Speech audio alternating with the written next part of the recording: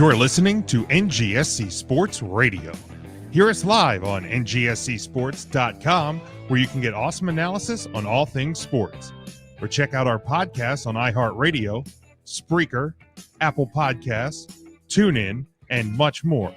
For our latest videos, subscribe to NGSC Sports YouTube channel. Follow us on Twitter at NGSC Sports, and like us on Facebook. NGSC Sports.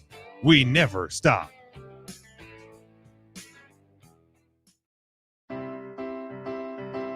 Are you looking for a place to listen to your favorite music and sports? Look no further. WLSN, the Lieb Sports and Music Network, is a web-based music and sports network. Our network was created to provide authentic, high-energy entertainment through live streaming to a national audience. We play popular music while hosting podcasts from all over the world. Curious? Check us out on the web at liebsports.com. That's LEEIB sports.com. Or find us on the TuneIn Radio app. Got Alexa? Just say, Alexa, play WLSN on TuneIn. WLSN is America's #1 blog-themed sports and music network. Hey, everyone in, let's go. Huddle up on 3. 1, 2, 3, huddle up.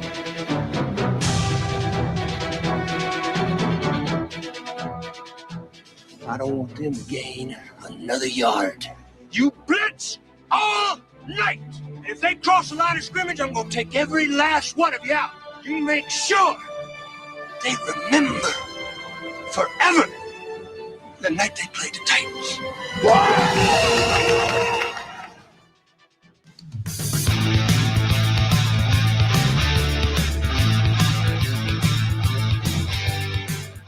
The Eagles will keep the offense out there in a 4th and goal from the 1. You want Philly? Yeah, let's do it. Let's do it. Hold on. Here we go. I would feel better at this point taking the 3 points. Here we go. And if you make it, it's great. But if you don't make it, it's a big momentum swing. Philly special. Ready? Here we go. Goes directly to Clement, reverses it. And it is a touchdown by Nick Foles. Let's go!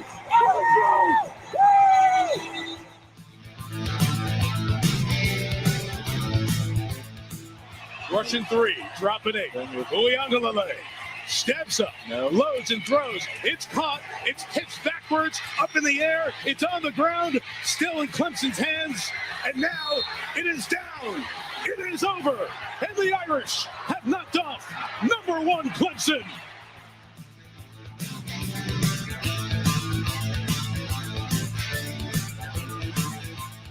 And now, welcome everyone to the Huddle Up Podcast. We did it our way, baby! We did it! Hello, everyone. Welcome to Huddle Up Podcast, October the 26th, 2021. We are glad to be back with you. If you are following along with us live, we appreciate that. Give it a like and a share. Get as many people in here, interact with us as the show goes on. Make sure you're following us on social media, Facebook and Twitter. We are at Huddle Up Podcast. Instagram is at Huddle Up Pod. Subscribe on YouTube, all podcast platforms. Our merchandise, you can check that out at whatamaneuver.net. Our home network and our secondary home, of course, you know them. You heard the ad at the top of the show. As pretty much always, each and every week this season, I am joined by the student of the game, Kyle Effin Nash. We should be joined at some point tonight by Patriots fan himself, Ernest E.J. Christian, and I'm sure I'll get a text about that tomorrow. But Kyle, welcome into the show, my friend. Hey, tell him he could text D's nuts, okay?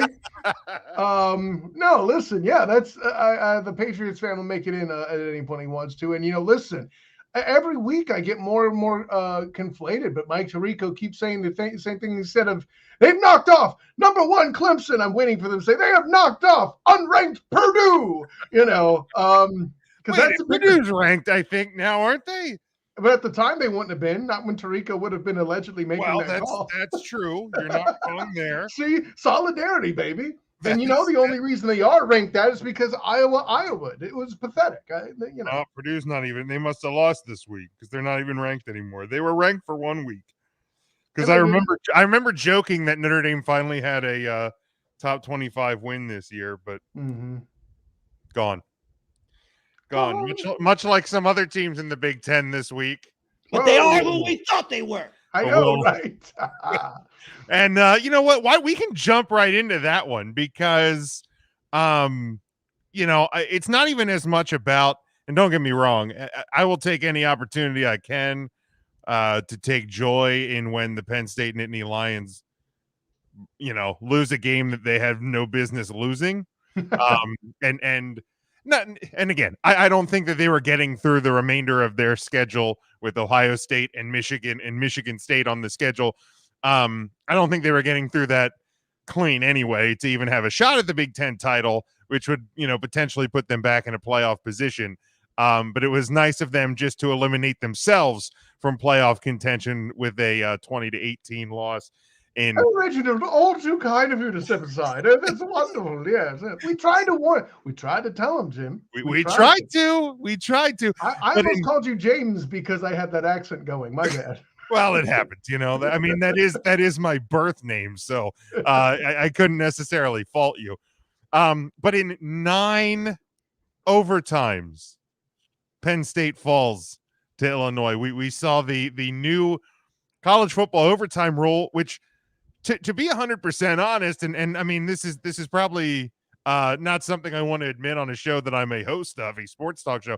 I didn't even know this was a thing, and the new overtime rules until they're talking about trading 2-point conversions starting with the third overtime. I'm like, the hell is this guy talking about? But yeah, apparently it's a thing now, starting with the third overtime. Because I think before, it was third overtime, they had to go for 2 if they scored a touchdown. So now this was supposedly going to eliminate or limit snaps and whatnot. Which, if you really do the math, even at 9 overtimes, it kind of did, because if you're starting with the third, it was 7 extra snaps, so whatever. But like I said, I will always delight in Penn State losing against an unranked team, especially when it's on their homecoming and in Happy Valley and all of that. It's just some of the simple joys in my life. But Kyle, what did you think of the new college overtime format when we saw it in grandiose form? Now, granted, every time we see an overtime game, I don't think we're going to see it carry out to 9 overtimes. You saw 2 bad offenses failing to score, and when they found a way, the other one found a way as well. I don't think we're always going to see it go this long. But your thoughts on the new format? First of all, that's what she said on that segue. But the That's what she said. But no, and listen, you're asking the wrong guy this question. I hate the college overtime system in general. People take a giant Ugandist attack all over the NFL overtime. Guess what, dumbasses? They're doing it right. Okay? Football is a sport where you need to earn the right to win. We don't hand out wins here. This isn't the damn... You play to win the game. Correct. And we don't just hand them out. This ain't the damn Salvation Army, okay? Sometimes there are 2 teams that are battling so hard that neither of them deserves to lose, and a tie is what should be bestowed. And sometimes, Jim, there are 2 offenses that are so god-awful horrible, none of you MFers deserve a win. Get the hell off my field. And I think that's what we experienced on Saturday. And damn it, that possibility needs to be allowed for. This crap where somebody has to win is so stupid. You have to earn that right, sir. I always enjoyed the old format because, like, it would usually be... It usually wouldn't go into 7-8 overtime, something like that. Once you would get into you have to go for 2. That's when the game generally ended quicker. I like the trading 2-point conversions. I think it was one of the guys on Dan Patrick on Monday when they were talking about it, kind of compared it to the penalty kicks in soccer. Yeah. And it was like a light bulb went off in my head. It was like, Exactly. Hey. Whoa! Wow, that is a really actually it was more like this. My head. Yo. I was like, no, that makes so much sense. And it like I didn't necessarily have a strong opinion either way about the format. Now, about the two teams that were executing the format, I had an opinion about them, and I think your words were the same thing as my tweet on Saturday. Is like neither of these teams deserve to win. Well, why Get do you them think off I the bestowed field. it? Yeah, I bestowed it with so much praise. I'm sure I had some sort of a gif. I'm pretty sure I had my thank you gif on staff there. That's one of my ones that's popped up as when you go on Twitter and you go to select gifs, your most frequently used pop up right behind virtual hug is thank you. Thank you. And listen, I the whole thing where you eliminate special teams play basically in its entirety from the exchange, where you remove a portion of the fields and difference.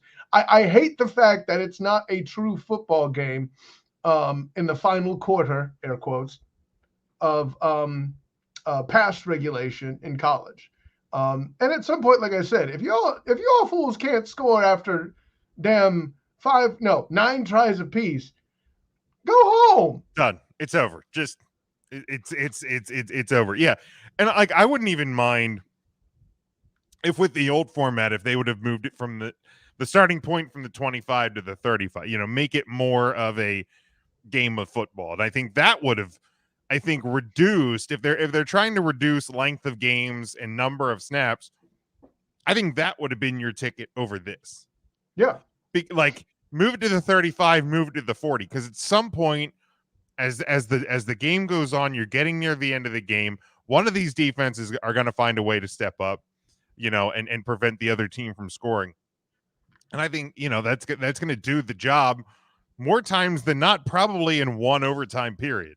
Instead, you just have teams walking to the opposite end of the field, trading 2-point conversions. And it's, penalty kicks in soccer. It's the shootout in the NHL. It takes a game and like dumbs it down to practically a skills competition at that point. Which I get like a 2-point conversion a little bit different, but yeah, nonetheless, I mean, you saw Penn State try to execute a trick play. Illinois is trying to do whatever they can with their third string quarterback. Like it just like I just don't see how you can justify taking a 60-minute game and dumbing it down to that and determining the winner. I've like I said, prior to this year, I always was more of a fan of the college format over the NFL, but right now this, and I mean, like I said, I'm chuckling plenty over the fact that Penn State lost this game, but it's that I don't know that I'm necessarily a fan of the new format. Hey, you know what? You would have been plenty chuckling at a humiliating draw to the Illinois Illini by your Nittany Lions there, Chief. Well, yeah. Trust me. It could have been a win-win, but unfortunately, the NCAA is just damn well doing it wrong. Yeah, I mean that's pretty much what it boils down to, and I hope that I don't know if you're going to see them change format again after this year, since this was the first year of the new one. But I hope as time plays out, if this continues to just kind of really make the game look silly, and it's a shame it's like that, because like it's one thing if it's a Saturday in mid-October with a mediocre Big Ten team and a bad Big Ten team that are trading silly 2-point conversion blows on a field in Pennsylvania. What happens when you get to January with the college football playoff national championship game? If that game goes, 4 quarters and we're tied, and then you go 2 overtime periods and then we're tied. Like, are you seriously telling me that you want the college football season to come down to Georgia and let's call it Georgia and Alabama at this point? Oh, but you Trading already know, 2-point conversions? you know what the vast majority of stupid morons in the media are going to be all like, oh my God, what a fantastic game. They need a durka. You know that's how they're going to frame the ish. And it's just disgusting. Yeah, exactly, right? Yeah, like that's the sad part is there's, and like I just at least like in the NHL, they do away with the shootout when you get to the Stanley Cup playoffs. Then you just do sudden death overtime. Well, and let's real quick. You keep comparing to the NHL. I think in the case of the NHL, there's a lot more pragmatism in play there than with the college football playoff, right? Like at any given time on an NHL ice rink, listen, brother, I would watch as much hockey as you if I had time. I do love me some damn hockey, all right? This is a guy who has seen multiple games for the Orlando Solar Bears, okay? There it is. You, right? I am about that life, son. You better know it, okay? And I say all of the above so I can be held credible to say this, my good man. When you are doing a shootout in the NHL or any level of hockey, the ECHL, I don't give a damn. That's right. ECHL, bitches. I said it, okay? You are definitely reducing the risk level compared to what's going on in going for two constantly, okay? And listen, there's some form and balance to doing a proper shootout. As both, obviously a tender is amazing with what he does. Oh, good. The NSA broke up my damn hockey point. What the hell? I'm a legal citizen. Let me get my passport. Jesus. Well, anyways, 18 minutes late. No big deal. There you go. No, but the thank you for joining us, EJ. Yes. Sorry, yes, I hope a kid was woke up too on top of that. So I hope she enjoyed your company. Anyways, my kid, not my wife. My wife's at work. That's what I was implying. So, anyways, the wait. Is that DeMarco Murray jersey? It certainly is, my friend. Oh, that guy. How's that guy doing? Yeah, one of the most Retired overrated running backs in recent Cowboys history. Anyways, there was a few of those. No, he's among those. Marion Barber. Oh, by the way, my helmet's back. Hey, you need to leave Marion Barber alone. That dude was. I love Marion Barber. Are you kidding me? Look at my helmet. Hold on, my helmet. Yeah, you would cheer for Notre Dame. I say you do look good in plain gold, my friend. First the Patriots, now the dang Irish. What the hell, EJ? No, I will kill myself if I had to do that shit.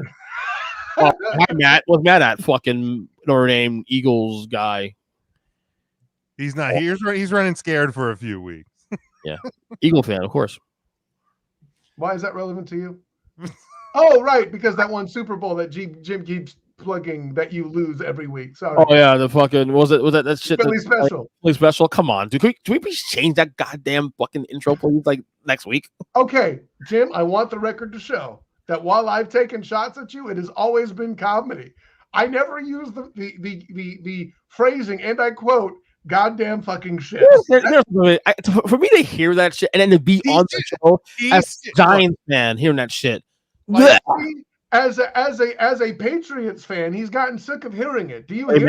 I was going to say, I mean, you're not a Clemson fan, Kyle, so you don't approach that clip with vitriol like EJ does as a Patriots fan. Oh, wait, did that game make your picks of the week? Which game? Clemson and Florida State? No, I only picked teams in the top 25, and neither of those are in there. Oh, you won't be able to pick Notre Dame pretty soon. We won 3 in a row. Oh God. Dang. By the way, we won 3 in a row. Who? The Knowles. Jacksonville State called. They don't care either. So anyways, yeah, comparing hockey to the college overtime is just ridiculous to me. It's very unfair to hockey. Yeah, I mean, there are definitely differences. I just mean taking and I get why the NHL does it in the regular season. It does bring down the risk from having extra play. But yeah, it's taking a team game that's played on like the field of play into a more like skills competition environment. That's the comparison. Yeah. It's not necessarily in the same light. EJ, your thoughts on the new college football overtime format that we saw in, I would say fine fashion, but we saw it in fashion. Is it new though? The Yes, the third overtime, starting with the third overtime, now being trading 2-point conversions. That part is new. It used to be if you scored a touchdown starting in the third overtime, you had to go for 2. Now it's starting with the third overtime. You just trade 2-point conversion attempts. It's no longer possessions. I hate it. Number one, I've always hated the overtime rule in general. It should be like the NFL. Like, do 10 minutes. If you can't get one score, then fucking tie. Like, you're actually, safety wise, it's actually worse in college than for the NFL. The NFL rule is actually safer than the college rule, which is weird because kids versus actual veterans, whatever we call it. No, I hate it. I hate the rule. It's always be left on the field. And if you can't score and get done in one overtime, then fuck it, bring ties back. I mean, seriously, ties aren't that bad. Now, Kyle, now we see why you was late. He had to copy your work again. Oh, shit. He was listening to the live stream. You say the same thing also? Did you say the same thing?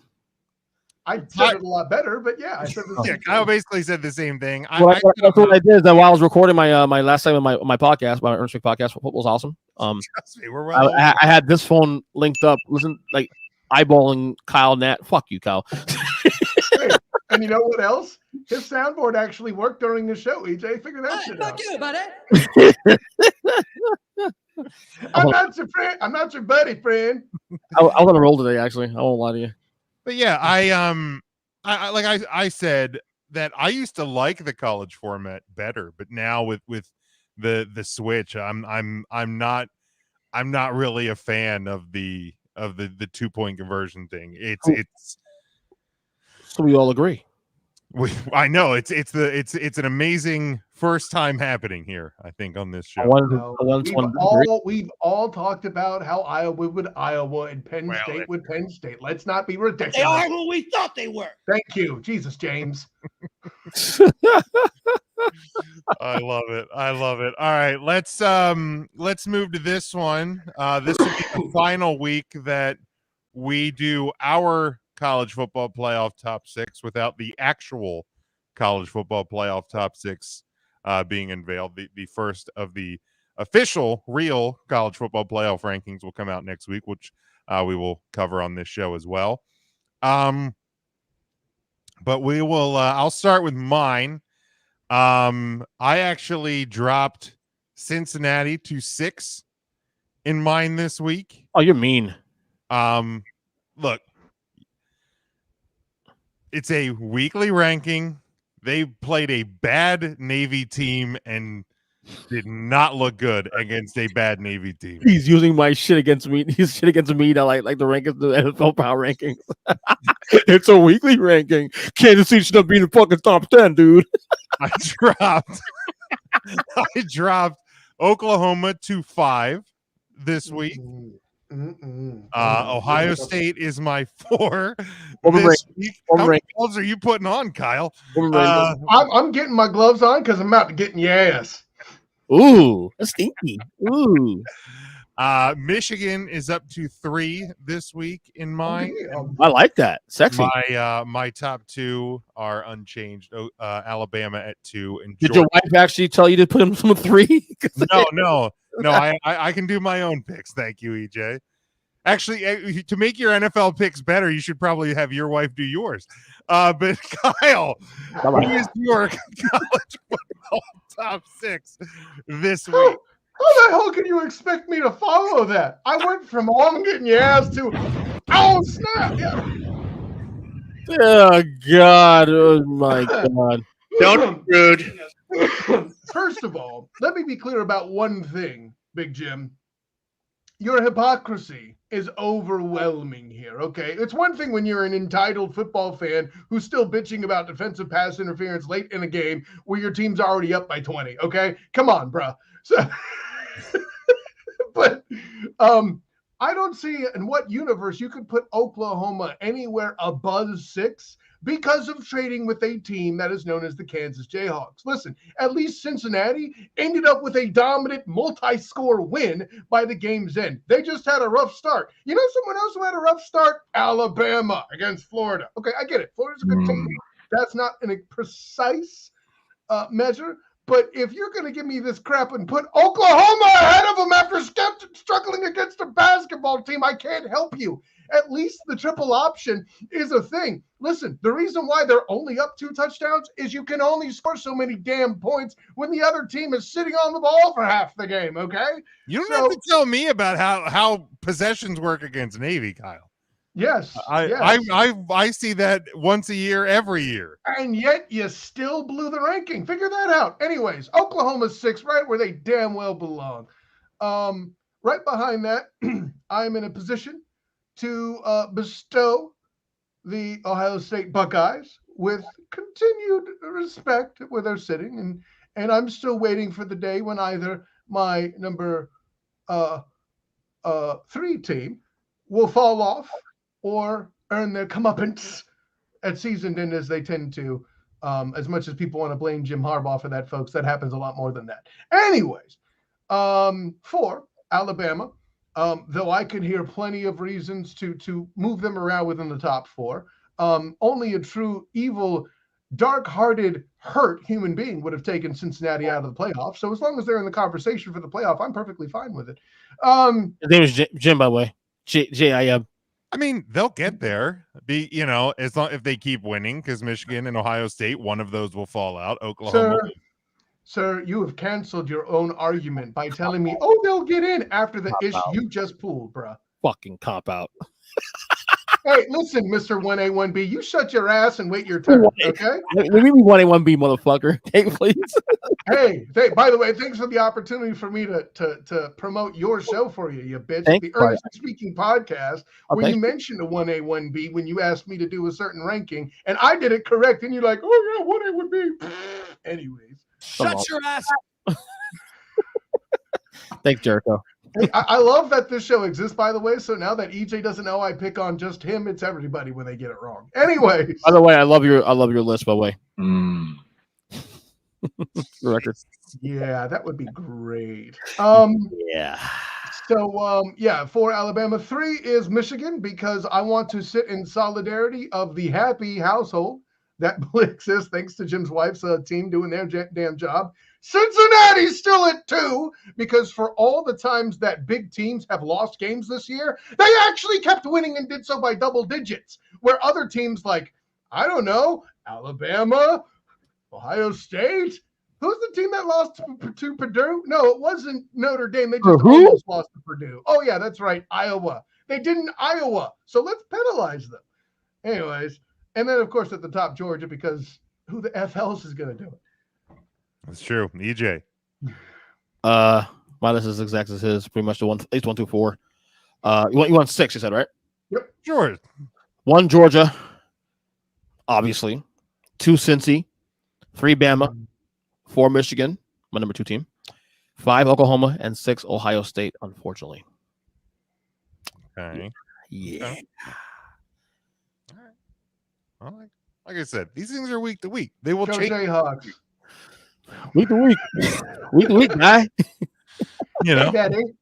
it ain't gonna. This ain't the final one, Kyle. You don't have to get mad at me now. It ain't the Thank final. goodness for that. Well, no. See, okay. No, this isn't for you necessarily, Jim. This is for you embodying what the committee will do come November. I'm just saying.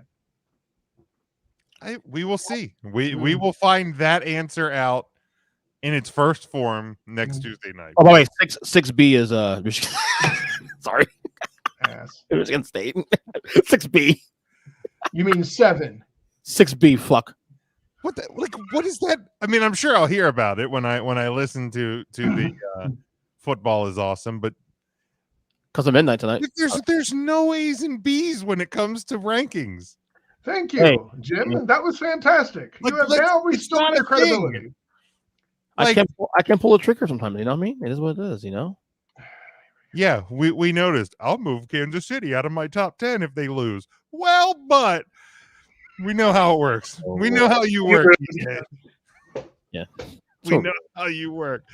All right, let's go to 3 games that we are going to pick for this weekend. Top 25 teams playing against each other. We start on Fox at noon on Saturday. It is the number 6 Michigan Wolverines. They are a 4.5-point road favorite at number 8 Michigan State. Your over-under in this one is 52. And I think that's a pretty good number. That's an awesome number. That is a really good number. They put that one pretty damn well on the spot. That's what she said. I am going That's what she said. to take Michigan to cover and to win. If you look at the two teams in their schedules up to this point actually fairly similar with one another. So I think we're going to find out about both of these teams on Saturday. But I like what Michigan's doing. We've talked about it for a couple of weeks. This Michigan team, regardless of the resume, has been winning games that in previous years they probably would have lost. So I'm going to continue with the team. And you know what? Actually, Jim, now you say that, like, it reminds me of a certain team in the NFL. What do you mean? How about them Cowboys? Yeah! Just saying. There you go. See, this is how I know he's a Patriots fan, because a true Giants fan would not ever have that on his sound. Look, I'm not. Look. I can separate business and pleasure. Separate it. When will you start? Do it well too. But you can't get dunked on this hard if you were doing it for business. Yeah. I'll go with the under 52 on this one. I think the best course of victory for Michigan is going to continue to limit opponents' points. So if they're going to win this game, I think you're going to continue that theme. So Michigan plus and the under. EJ. No. Michigan, the cover. I like the under as well too. God. What an ass. Like Kyle. Well, let me go ahead and put the tool back in the box there right quick and actually make it. It still says it on my name, the tool. Thanks, Tim. So no, is it possible can I bet a push on the over-under? Is that Sure? You can do whatever the hell you want on this show. 1A1B. What the fuck you doing, bro? You tell me why I can't do 1A1B. Want to do a push? That's why I'm laughing and making it a joke. Grow some balls. And that would be ballsier than anything. If I say push and it hits 52, that'd be balls as F. What are you talking about? Pick one, damn it. I mean, he's got a point. Yeah, I know. No, but yeah, I'm still inclined to pick the under. I do not have Michigan covering, but I do have them winning the football game. All right. Then we go to 7 o'clock ESPN. It is number 10 Ole Miss and number 18 Auburn, who is a 2.5-point home favorite. 66.5 is your over/under. Definitely go over. Yes, it's the SEC. Go over. Man, like I feel like this should be an easy pick for Ole Miss to win this game outright. Obviously, to cover that 2.5. I don't think Auburn's that good, but I have no freaking clue. I'll go Ole Miss. I'm gonna pick Ole Miss in this one, to pull the quote unquote upset, even though they're ranked 8 spots higher. I guess that's how it works with this. So yeah, Ole Miss and the over. Kyle. Yeah, no, I got Ole Miss over. I mean, I don't. You can't call it a cover because I'm picking the upset. I'm a little. Granted, I don't think you said that this Auburn team isn't so great. It's not that they're bad either, though. They're right where a lower tier credible SEC team is, and I say credible to cancel out anybody trying to tell me about Vanderbilt, right? They basically exist so that SEC shorts can have a paycheck making fun of somebody every week. When it comes to picking the points, I'm going to do the same thing that everyone should do whenever EJ played that Cowboys clip, and it's going to match the credibility of him as a Giants fan. Call it over. Yes. EJ, go ahead. In dedication to my buddy John, who happens to be an Auburn fan, I'm gonna actually pick Old Piss. He called him Old Piss. I see what you did there. Game. But I am going to pick the under on this game. Ooh. Yeah, Right. I like the other two guys in this panel have balls. Balls Bitch, I are got as lacking many for kids as whatever, you do. What are you talking about? whatever you want to like, however you want to try and justify making a bad pick. That's, You that's know what? on you, my friend. I know what EJ names himself. It's 1A and 1B. I named my kids that too. 1A, 1B. Who? Oh God! Tell you more. 1A, 1B. Eli Logan. 1A, 1B. There you go. That's a good response, but you weren't going to be funnier than naming your testicles. That's It's 1A, 1B. No, Exactly. And then we go to what could likely be one of the most lopsided games in college football this weekend. Number 20, Penn State at number 5, Ohio State. Ohio State is an 18.5 point home favorite. 59.5 is your over under this one Saturday at 7:30 on ABC. There is nothing that I have seen out of Penn State over their last two games, hell, over the entire course of the season, that tells me they're going to come close to even covering 18.5 against Ohio State. Like sometimes when you look at a big spread like this in a college game, you almost get scared and go, you know what? This team's at least going to cover. Not a freaking chance. Take Ohio State and run with it. Definitely Ohio State plus, and hell, 59.5. Ohio State might score 59.5 by themselves. And yes, they're going to figure out a way to score half a point against these chuckle fucks from Happy Valley. So yeah. What? I hate that I'm picking Ohio State this dominant, but man, nothing out of Happy Valley tells me that it should be any different. EJ.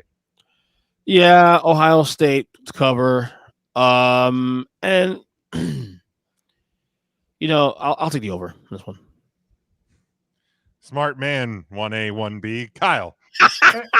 Wow. No, listen, I'll put it this way. Like, I might have been worried about the spread and all that in normal circumstances, but Ohio State needs style points, and they need them bad so they can get into the playoff. It's over. It's cover. It's all of the above, baby. Yeah, it's to me, it's really, really easy.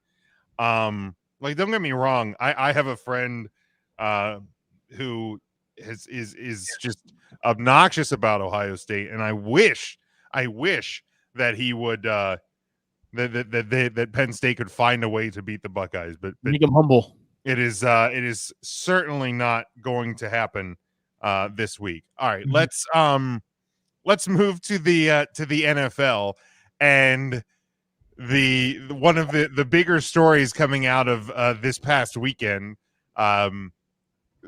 surrounded Tom Brady's balls, which is always a popular topic when it comes to the National Football League. But this story with the 600th touchdown ball, and now I guess the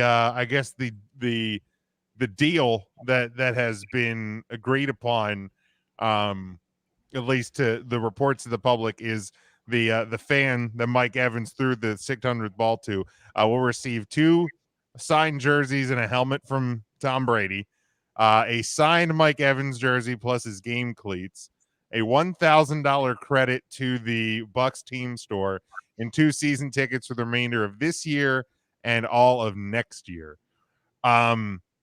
First off, do we believe that there's not more being given to the fan behind the scenes? Like, this is just kind of the public deal?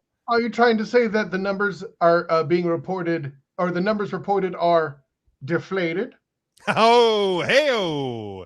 Wow. Sorry, Pats fan, my bad. That's mean.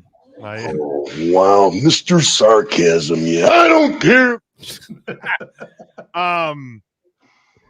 Like I saw some people going like, well, this guy should have held out for more, blah, blah, blah. Like, granted, yes, that fucking guy, dude. He's still got the fucking rails, dude. That's all right. Had the sunglasses on the ready. Yeah, this guy probably could have gotten more, if he really would have tried to like hardball the Bucks, but like, you also kind of just look like an asshole at the same time. I think it's a pretty cool deal, pretty fair trade on all sides. The guy's getting taken care of, and I wouldn't be surprised if there's not more autographs, memorabilia, something that is going to be passed along the way as well. But Kyle, your thoughts on the big trade from the NFL this weekend? No, I think I think it's fantastic, and I mean, listen, whenever it comes to memorabilia like this, like I'm in the school of Indiana Jones in this one. It belongs in a museum. I want to see it on display in the NFL Hall of Fame in Canton. And at the very least, if Tom Brady, has it on the mantelpiece, right next to Giselle's whatever sash or whatever for modeling, that's cool. But when he dies, 5 years after he retires, because he's retiring so old, I definitely want to see that on hallowed ground, man. That it belongs in a museum. Absolutely, EJ. Well, I was told today by our good friend Mike that apparently that it's not guaranteed that if he kept the ball that it would have been authenticated. So that's ridiculous. That's what he said. I don't know how that. Like, granted, I don't know the ins and outs of that whole process. The way he explained it, it's actually it'll be on the episode of the show.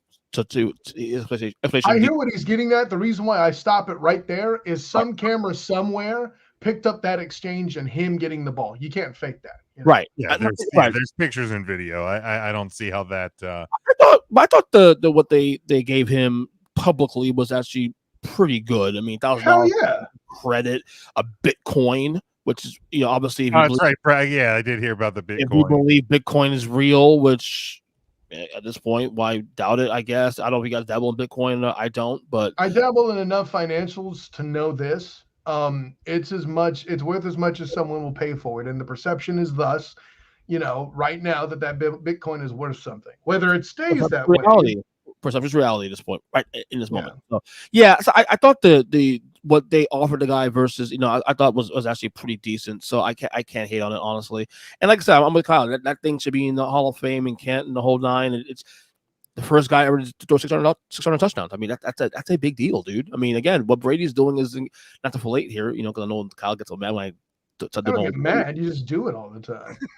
Hey, it's that time again. Hey, welcome to the Brady. Hey, this is actually deserved. Listen, I definitely throw respect.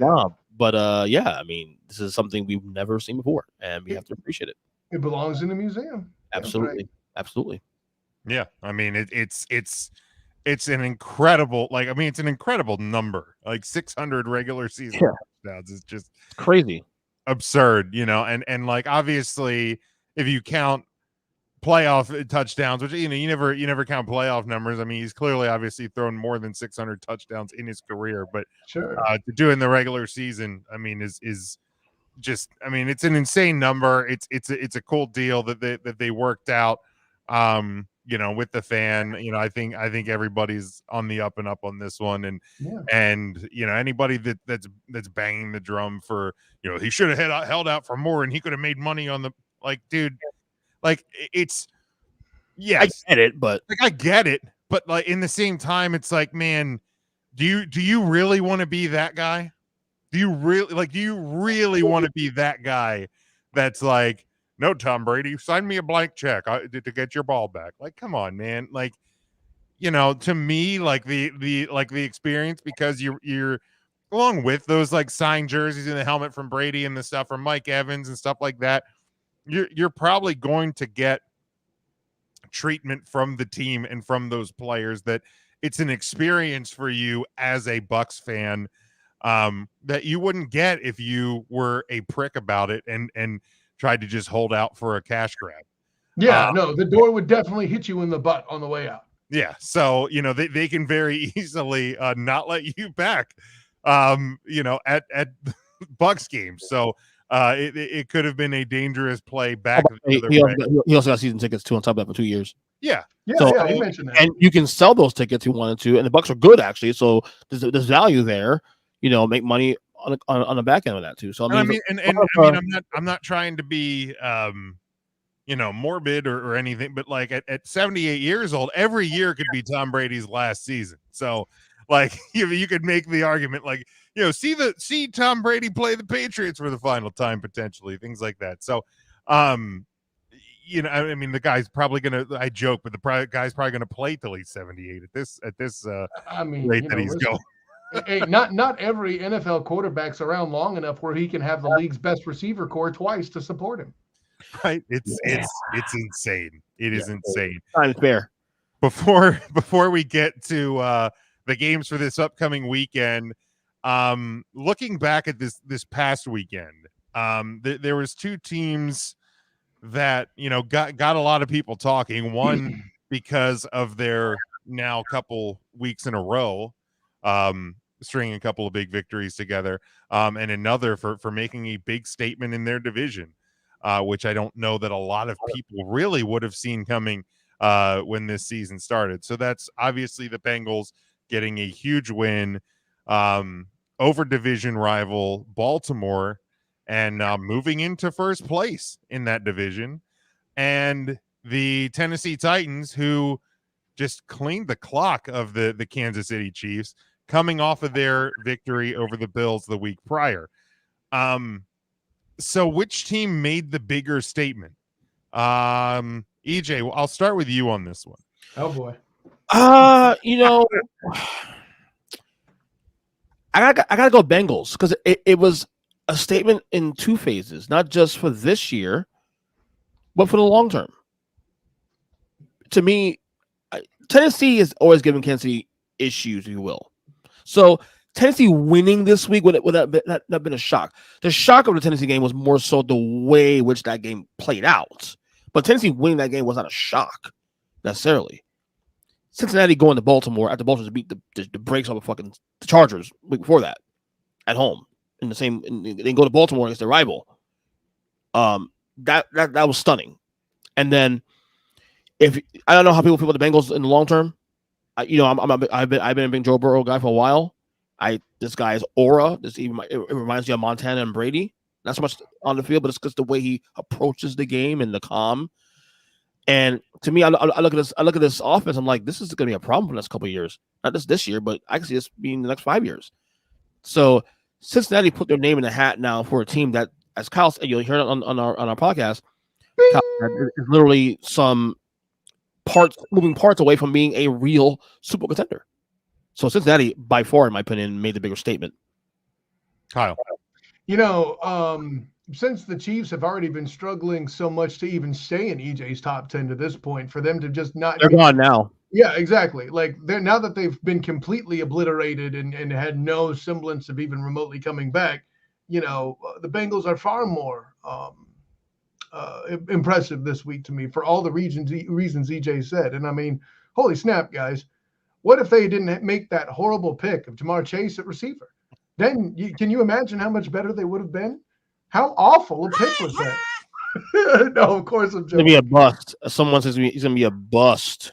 Well, apparently there was a lot of that B word being thrown around before the season. It's a little premature to put him in Canton if you're talking about busts. But did there. Right? But imagine what this team could do. Like, the only downside to having this many wins is a lower draft pick to get more weapons, right? At this point, they'll probably be required, I would say, to go to the free agency market or just draft incredibly well in the lower rounds to get that protection that Joe Burrow still needs. Like, do you imagine how many quarterbacks are given the excuse of, oh, he has poor protection? And yet here are Joe Burrow and Trevor Lawrence regularly showing improvement in flash without one. Isn't that interesting? Good point. I think it's interesting. And I'm one of those guys that screams about, oh my God, what could Ryan Tannehill have been in Miami if the damn O-line could stay healthy? And then we saw in Tennessee, right? But like, for all the people trying to defend Tua, oh, the O-line's so bad. All the people trying to speak to the massacre in Houston that's going on with their goal line so bad they can't keep any quarterback, and they're even if Deshaun was in there. I love that voice, by the way. That's a phrase. What can I say except you're welcome? But no, even Deshaun Watson was doing great without an O-line too. So I don't want to act like I'm dumping on him, but people who are wanting to protect Darnold still at this point, people who are wanting to try to account for, I'll even say Teddy Bridgewater at times, that's all gone. Meanwhile, Burrow is getting compared to Lamar Jackson, which to me personally is kind of ridiculous because they're two completely different types of player. Yeah. But the fact that comparison is happening, the main difference between the two, besides their skill sets, obviously, is their surrounding staff. The one thing you can say Lamar has that Joe doesn't is a better protection front.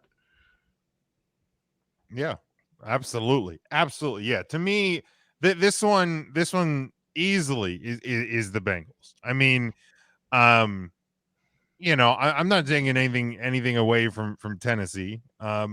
Because I probably, despite the Chiefs' enormous struggles this year, like, to me, I still look at the Titans, was looking at the Titans as a team that is only where they are because of the ineptitude of the remainder of their division. Correct. And they may still be that. We don't know. Maybe we'll find out a little bit more this weekend. Because I think they have the Colts. Not that I'm saying the Colts are great. But we'll find out if Tennessee can't beat that team, because like a 3-point win against the Bills, like, yeah, you beat the Bills. That's a good win, but it wasn't like a convincing, dominating win. It wasn't what the Ravens did to the Chargers, and it wasn't what the Bengals did to the Ravens. So this one's easy. The Bengals statement is bigger, especially being within their division, a division that for the better part of how many years in a row now has been dominated by either Baltimore or Pittsburgh. And now the Bengals are sitting on top. The Browns are in the mix. The Steelers are in the bottom and are really, really looking with, it's the end of Ben's career, whether it's this year or next year. It's the end of Ben's career is upon us. That's not debatable at this point. So this is this a true sign of change in that AFC North, and it certainly could be with the youth that's there. And if Burrow can stay healthy, if Jamar Chase can avoid being a bust, again, as we jokingly throw those words around, but if you continue to build on what they're doing there, and winning in your division creates a swagger. Yeah. And the Bengals look like a Bengals team. Like I haven't recognized a Bengals team with this type of swagger in a very long time. Since Carson Palmer. Yeah, in a very, very long time. So to think this team is literally 2 missed field goals from being 6-1. Yeah. Over Aaron Charlie Rodgers. Right. It's an impressive team. And part of the beauty of youth sometimes in sports is you don't know anything different. So if because we even saw strides with the Bengals a year ago before the Burrow injury. So they're building on what had already started a year ago. And it's, to me, it's a sign of good things to come for that franchise. But yeah, definitely is the Bengals there for a bigger statement win. I mean, listen, say what you will about, EJ's love for the Chiefs in the top 10 and all that. I tried to I pounded the table for the Bengals to make the top 10 2 weeks ago. Y'all just catching up to me. I need a larger sample. I get it. I need a larger sample, and I got the sample I needed. And I'm convinced. Now, see, the guy who usually has the knee-jerk reaction saying he needs a larger sample. Not to go Trump on you. Yeah, but the Bengals were in the top 10 last week too. It happened this week. They cracked it last week, so it's 2 weeks in the top 10.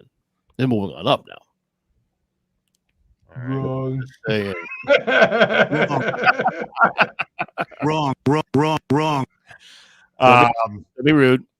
All right, go to the Big Four in the NFL this week. Two teams on a bye, the Raiders and the Ravens are on their bye week this week. But we start 2 nights from now, Thursday night football, the 6-1 Packers at the 7-0 Arizona Cardinals, a 6-point home favorite.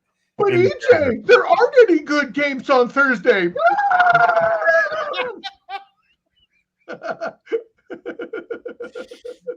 Wow, that was if you're not watching this on video, folks, you are doing it wrong. Oh no, that means EJ's doing it wrong. Sorry, on the phone. Where'd Kyle go? Come after me. Where'd Kyle go? I broke him. I broke Kyle.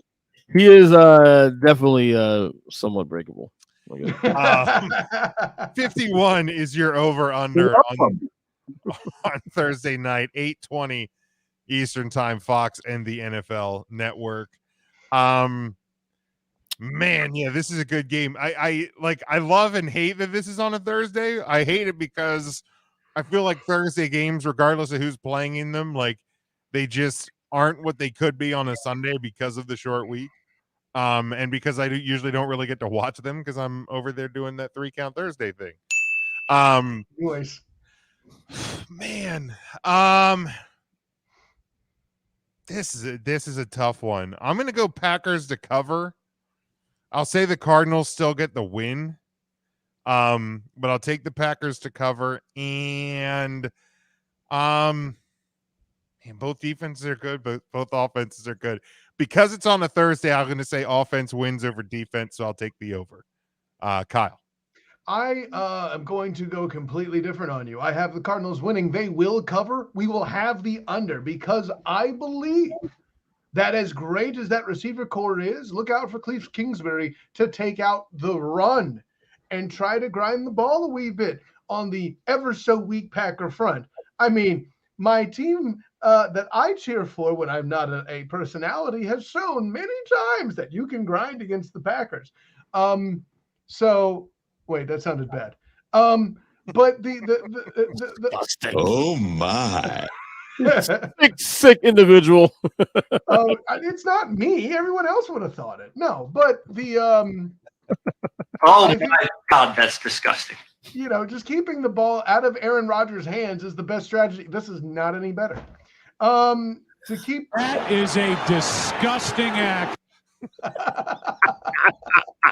At any rate, they control field position that way, and if they need a big play, Kyler Murray just hits one of these 3 fantastic receivers he has, in what could be actually the best, if not Brady's group, it's these guys, the best receivers in the NFL.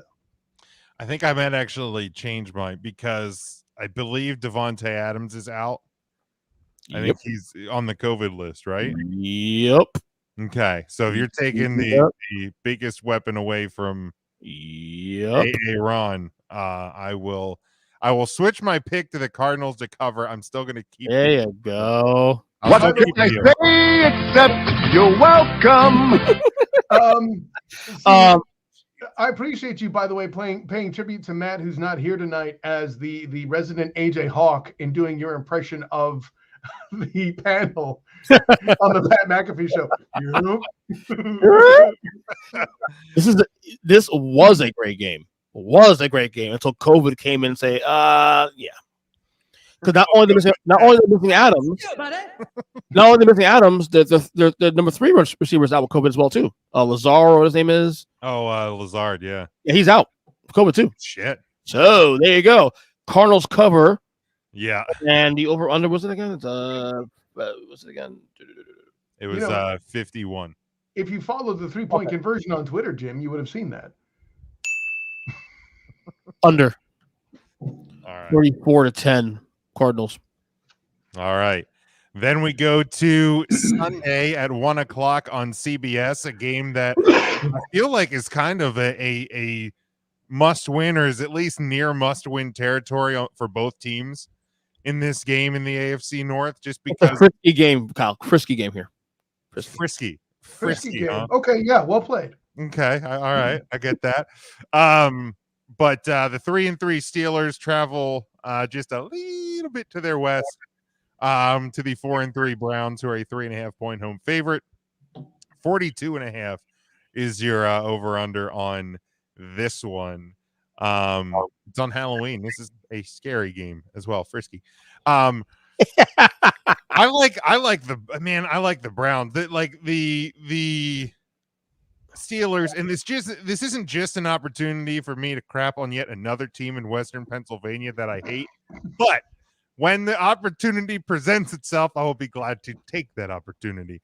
I have, I have heard for how many years about the one for the other thumb and Sixburg and all of this. There is nothing I enjoy more than watching the wheels slowly fall off of that bus. It has just been a blast watching the end of the reign of Big Ben in Steeler country. So I think that continues this week. I'm good. In this game, I'm going to take the home team. They're going to cover 3.5. They're going to win this game. And I'm going to take the over just because I have Browns and Steelers players on my fantasy team and I need some wins. EJ. Well, I'm going to go the other way. First, I'm taking the under this game. The thing is, the Browns, who's available for this week? Is Baker Mayfield playing? Do we even know that? Who cares? That's what I'm saying. But the point is, like, it comes on a trust. As bad as Big Ben has been most of the season, I trust Mike Tomlin and that team to figure it out. Give me a Steelers +4 here. Steel, all right. Yeah. Over under. Oh, you said under already. Yeah, under that one too. It's a slobber knocker. Man, that's you made choices there. You made choices. If I'm right, I'm wrong. If I'm right, we'll see what happens. Yeah. Remember Jets Titans? He said I was wrong for that? Okay. Hey, broken clock, my friend. Broken clock. It's right twice a day. Just that game. Hey, listen, don't taunt him too much about broken clock because then it'll be broken record and he won't stop talking about that ish for the entire week. Anyways, what? So, do I need to say What'd it you slower? do? God. What? Yeah. Kyle. You are the worst. So listen, you asked if Baker Mayfield was even going to play, EJ. I'm trying to tell you it doesn't matter because Case Keenum can do just as well.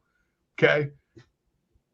The end of the day, and I'll admit it, I'm completely stealing this from the biggest Baker Mayfield hater in the nation, Colin Cowherd. But the fact of the matter is, he's kind of got a point. Even though I wouldn't banter about it literally every single day of my career, I too had similar feelings fostering doubt in Baker Mayfield. And Case Keenum can come out and do the same thing or be just the game manager that Baker Mayfield would have to be. So long as Nick Chubb and this O-line is in place, it's all good. This O-line finds a way to neutralize TJ Watt and establish a run game, and it's over. You're wise to pick the under here. But the Steelers winning? Well, I didn't say that. Okay, that's why I'm asking as a question. You're saying they just cover. Okay, that's not terrible. Because divisional physics being what they are, listen, the biggest crime that the Pittsburgh general manager and front office have committed here is not keeping themselves competitive in such a fashion that what was the best division in the NFL the best rivalry in the NFL currently is something we get twice a year. And that's the and that's the black and purple game, the Ravens and the Steelers. Well, that rivalry game and its relevance and it even being good is gone. But all of the above to say, listen, all the Steelers are doing right now is wasting the career of Najee Harris and Chase Claypool and TJ Watt. And it's unfortunate. I got the Browns all day and it's not close and they cover. This is a huge game though in general. Look at the AFC playoff pitch right now. Oh, exactly. That was my point. I mean, this is it's a huge game. To me, I don't see a team coming out like the Browns maybe in a slightly better spot at 4-4, but the Steelers at 3-4 coming out of this. There's not a lot of room for recovery in that division too. And that's one of their big the loser of this game. That's one of their biggest problems is you're in that division. And the reason why no one accounted for the Bengals being this good. There you go. So exactly. Facts of the case, and they're not in dispute. They're we talked about all the teams that would replace Kansas City if they continue to slow. Put the Bengals on the list, gentlemen. Yep. Or maybe I did that already. You just made the list. Ooh. All right, let's go to 4:05 on Sunday. This one also on CBS. It is the 3-4 Patriots against at the 4-2 Chargers, coming off their bye week after getting blown away by Baltimore 2 weeks ago. 5.5-point home favorite for the Chargers. 48.5 is your over under on this one. I tend to believe that, and I'll steal a line from Dave since we see him once in a blue moon on this show. Like you're not as you usually like not as bad as the last as your worst loss or the last time we saw you. You're also not sometimes not as good as the last time we saw you. So the bad games are going to happen. Nightmare scenarios are going to happen. I tend to believe that's what we saw with the Chargers. The Patriots are going to be good eventually. They're on their way to being good now. They have a lot of good tools in the right place, but I think for the Chargers, especially looking at where the Raiders are at 5-2, the Chargers want to keep pace with the Raiders team that really looks alive in the post John Gruden world and looks like a completely different team post John Gruden. Team. What's that? The better team of Gruden. Yeah, absolutely. I think there's a weight lifted off of that team's shoulders and they're going out and playing ball and having fun. So I think the Chargers are going to be aware of that. So I think especially being at home, you're going to take advantage of that. And I think they're going to win. I think they're going to cover that 5.5. And I think they're going to go over because this offense with Herbert and company is a lot of fun and can score a lot of points. EJ. Boy, I got something for you here. Ooh, yeah. I'm going to have to go ahead and sort of disagree with you there. Really? Again. Another frisky game here. Another frisky game. This has Belichick written all over it. Just saying. I'm not saying the Pats win this game, just like the Steelers game. This is gonna be a close game, though. I see. First off, I have the under in this game at 1, but I think this is going to be one of those games where Pats defense shows up. Now, whether or not they're in a position to win the game at some point, we'll see what happens. But this is a game I can't. I like the Chargers a lot, and they probably win this game. But this is a 3-point game here. This is literally going to be a field goal game. The Pats have been very tough. Think about it. Okay, they're 3-4. Mm-hmm. 3 of those losses, fumble against the Dolphins. Literally fumble win the game against the Dolphins. Okay, Tampa Bay Buccaneers doink to lose that game, and then the Cowboys overtime game. This team could be easily 5-2 or 6-1, easily 1-2 plays. So, yeah, those close losses though. A lot of close losses. A lot. Those close losses though, at home against Miami, at home against Tampa Bay, and at home against Dallas. If you say Tampa Bay again, I will kick you the hell off your own show. Are you shitting me right now? Good God. He's triggered. Don't be rude. Tampa Bay. Stop it, Jim. You're better than that. Yeah. So I'm gonna take. Oh wait, real quick. So I'm gonna take the under this game, and I'm gonna take the Pats on the points here. Bold. Kyle. I don't know about Pats on the points, but he's got a point about the under. And it's not just because, actually, it is in part because of Belichick's greatness. And we've established that Mac Jones, much like young Tom Brady, is at this point in his career still developing as a game manager. Listen, stop using game manager like it's a profanity against a quarterback. Russell Carrington Wilson is a game manager. Joe Montana was a game manager. folks.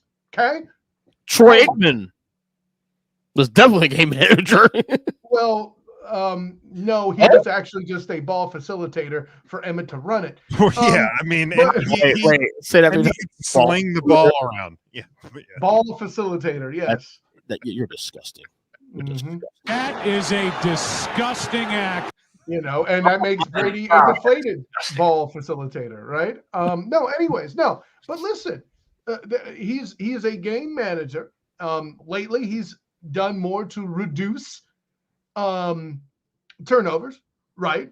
Like what we mentioned was the big issue with the Dolphins game. And guys, you're completely leaving out the rookie quarterback factor here. But over and above that, I think the other problem is this rookie quarterback, much like veteran Tom Brady, doesn't have any receivers that can separate.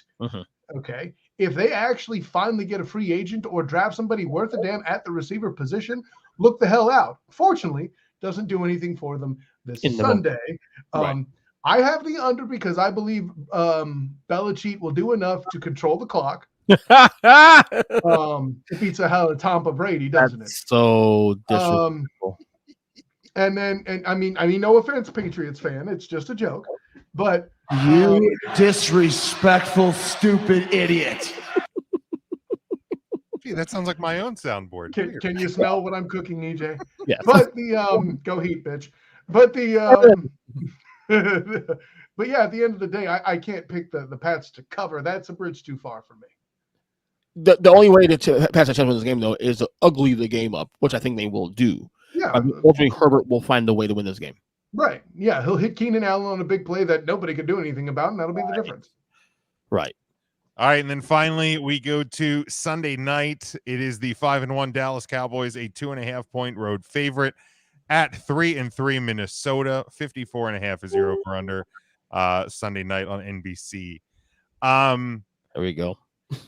The big question going into this game is Dak Prescott going to be healthy enough to play? The word out of Dallas is he should be fine. But if there's any sort of a setback, I don't expect the Cowboys to force him back into play in this game because you don't need to.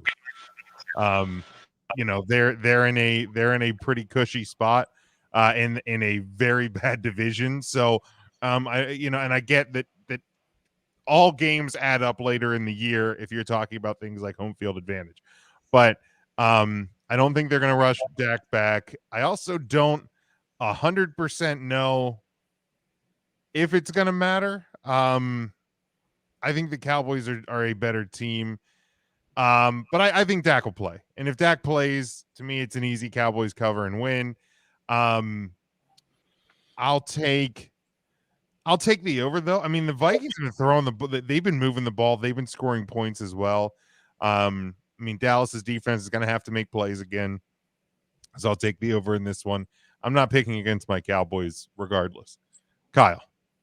You know, just like you don't have Go Big Blue on your soundboard, you made an observation I would expect from a Cowboys fan. Unfortunately, you're observing the wrong quarterback. The real question is, will Kirk Cousins continue to be Kirk Cousins in big spots on nationally televised games? Yeah. If he is, easy win, easy cover. And I'll leave it at that. It's my quarterback. T.O. By the way, that whole thing was after the Giants beat them in the playoffs. That's the record. Yes. Why do you care, Patriots fan? I'm a Giants fan. Yes. I'm going to be honest with you. You are a Patriots fan. I actually, Dalvin Cook is playing this game. As long as he's playing this game, they have a chance. I like Minnesota here in the spot. They're playing good football at the late.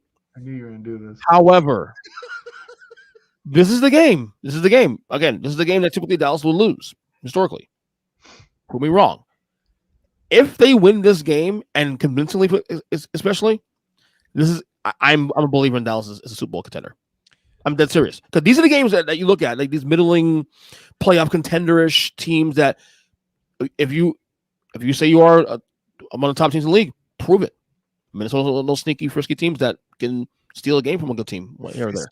Did somebody tell him that He gets a nickel every time he uses the word frisky on a I get a ding every time I say we were frisky. No, I do like Minnesota on this game. I don't think Dak will. I think Dak will play. I think Dak his injury will be an issue. Yeah.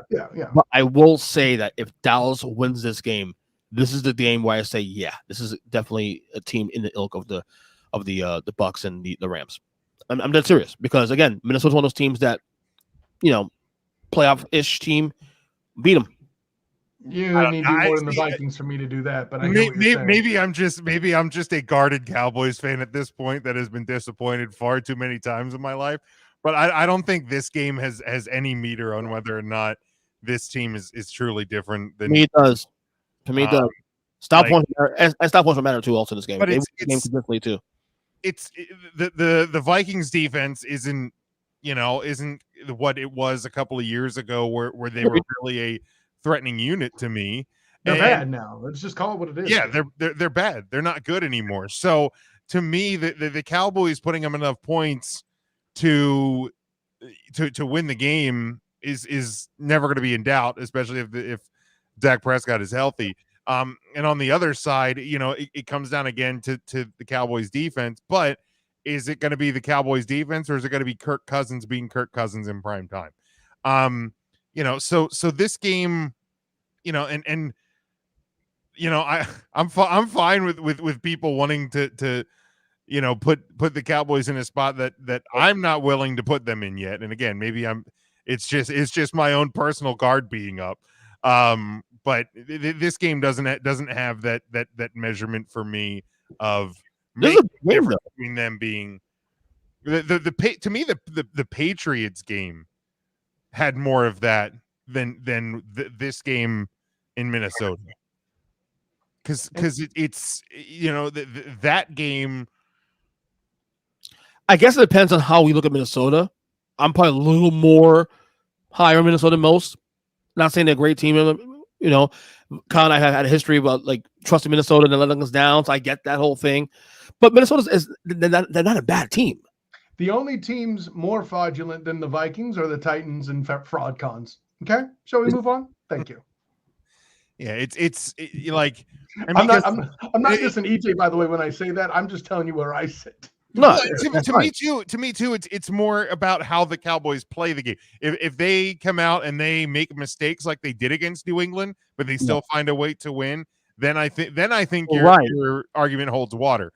But if the Cowboys come out and just play the way they were in the other games this season, because even in that opening loss to Tampa Bay, they played well. Oh yes, you know what I mean. So them losing by 2 points on the road to start the season on that Thursday night, they played a good game. They didn't play a good game in New England 2 weeks ago, and that's when they found a way to win. To me, that game is the thing that makes me want to believe that this team is a little bit different. If they come out and dominate Minnesota, right, of course, that doesn't. That's what I'm saying. Well, right, but Minnesota's one of those teams though that week to week you don't know which team you're gonna get. So are you going to get the really good Minnesota team that can win 10+ games, or the team is going to be below 500? Week to week, you don't know. So that's the scary part. But it's prime time on Sunday. The statistics tell us. Follow the numbers. Yeah. Well, I guess I'll take the over in this game on 1. I'll take Minnesota just to be different, to see what happens with our picks next week and see how we come back and discuss this. Because me, the tool. It would be the one time the tool fixed something. Am I right? Hey yo. Either of you guys got anything else before we close this thing up? By the way, whoever the idiot was that asked Mike Tomlin about the USC job, you're an idiot. Next question. He regrets asking that question, doesn't he? I mean, as somebody who's in press conferences, you can be that guy, and when you are, the coach deserves to thrash you. End of story. I got to watch Saban thrash a dude in person, and it wasn't that bad, but it was still great because it was this guy who was asking him about draft stock and stuff, and he said something along the lines of, "Well, I don't know who your draft sources is, but I'm talking to NFL GMs." I'm like, "Oh shit!" It's like Ed Orgeron there. little bit. Now, what I'm going to tell you is, no, man. An Orgeron would not do that to somebody. Don't even hint that. Too nice. No, I was saying the voice. You sound like that just a little bit. When? Hey, you were turning a voice a little more country for a second. Okay. I got the Orgeron. I'll do the Orgeron impersonation. Just ask, EJ. Christ. Can you please? Well, EJ, what I got to tell you is the problem with your Patriots is they need to do more to make the tackle on defense. Once they make the tackle, then Mac Dillon can take care of business now. Go Tiger. Go Tigers. But yeah, bad choice. Asking especially on like rivalry week, the team's down. Man, you're making a lot of bad choices asking that question to Mike Tomlin this week. And he chose violence. Good call, EJ Christian. Get murdered. Mike Tomlin was a little more Omar Epps in that than Mike Tomlin. Yeah, okay, exactly. EJ, you got anything else? I got podcast. We're speaking podcasts, of course. He's going right. I guess we're doing live. Look at that. City Wrestling. If you like wrestling, check it out. Of course. And I'm on Twitter, each7, and that's it. I'm enjoying these Tuesdays, man. It's fun. This is a fun crew. Yeah, Kyle, student of the game. I playfully verbally abuse this man, and he keeps coming back. I just hope his wife's taking notes on what. I got balls, and I got a helmet too right here. Helmet. Come after me. By the way, update. It's 5-1. Braves, the 4th inning. I could care. World Series. The same. I couldn't care less about the World Series this year. Thank you for your public service announcement. I don't like the Astros. The cheaters and the Braves. Yeah. Yeah, and I'm a Met fan. How do you think I feel? Yeah, like I should. Yeah, you're numb. Just who cares? I mean, Kyle. Does Dallas have a baseball team? No. Listen, of course, I'm Kyle Nash, the student of the game. You can find me on Twitter at the SOTG. Find me on Instagram as the same, the SOTG. Find me on Facebook as the student of the game. Check out my work with the 3pointconversion.com in print and also on the 3-Point Conversion YouTube page. Check that out. Of course, we're talking about YouTube pages. Check out my work with Hilarity by Default with Demosthenes Euclid. That should be a good time all the way around. Guys, I can tell you right now, we're back in the swing, getting some Hollywood Halloween classics under the belt there. So check all that out. That's a good time. Yes, EJ's excited. I love it. Of course, check them out on Twitter at Default Hilarity. Of course, my work with Ernest Julius Christian, doing the thing on the Earnestly Speaking podcast and YouTube page. And of course, I have earned special contributor status at the very least here at the Huddle Up podcast, of which I am a great fan. And of course, check out my work with oldschool101.com with Captain Chris Hill and A7B in Sports with the Captain and Company morning show. Jim, thank you once again, and class dismissed. Real quick. I love what Danny Thompson I post on rankings. Disagree. I know. No, it's a real fancy take. Okay, what do you expect from a Falcons fan, my friend? Exactly. Falcons at fucking 10. Come on. Because the one thing he's sure to not do with this comment is defend it. Ooh. I almost did power rankings this week. Just what? Join the club, buddy. Come on. Fire up EJ. But maybe I'll do it one of these weeks. Here. Let's do it this way. If EJ is right and the Falcons cover the Cowboys game, you have to do a power ranking. Wait. The Vikings. Vikings. If the Vikings, if the Vikings cover, I will cover or win. I said cover, hippie. Shut your butt. I'm trying to get you what you want. Shut your mouth. Good God. Does Antonio Brown talk over his agent? At 2.5, a cover almost is a win. So what do you like? I guess. What are you arguing for? I can still be happy because the Cowboys win, but you can be happy because I can show you how to write power rankings. Show me, really? Bears number 10? Fuck out here. I would be happy because they finally put that right. No, they wouldn't. Bears number 10? What are you talking about? Hey, I still defend it for that week. I turned out to be wrong, but EJ also turned out to be very wrong. You're the same. I was right with the Bengals. Trubisky or whatever the hell his name is, or that's the guy. Yeah. All right, you can. Thank you to these guys for showing up and while EJ taking the abuse, Kyle giving the abuse.